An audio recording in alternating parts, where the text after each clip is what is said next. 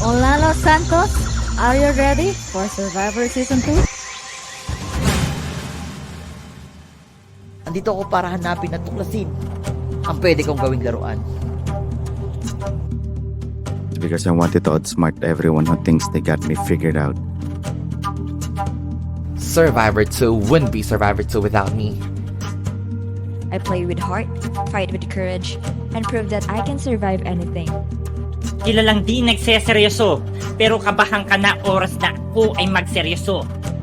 I came here with a clear plan, a steady mindset, and just enough edge to keep things interesting. I know how dedicated I can be just to get what I want. Hi, ako nga pala si Vicente Unil, at takilang kupa ng Los Santos. They say run the game like it's a chess. You never lose a piece. Pero hindi ako isa sa mga greatest. Dahil ako ay isang survive ko nga ang kung ano man pinagdaanan namin sa Mexico. Ito ba kayang Survivor Season 2? My purpose in joining Survivor Season 2 is to test and prove myself. Kung may pangarap ka sa buhay, huwag kang puro what if. Ang king talas ng mata, talas ng isipan, at syempre higit sa lahat, ako po ay thoughtful. Hayaan ko na lang ang mga actions ko during the Survivor ang magpakilala pa sa akin bilang isang tao. Wala nang paligoy-ligoy pa. Dream, believe, survive. I'm a Survivor Season 2. And I am single. Never been kissed, never been touched, but totally damaged.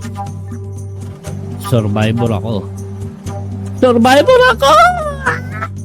Gusto kong i-represent ang mga taong underestimated pero matatag, may tapang at may puso.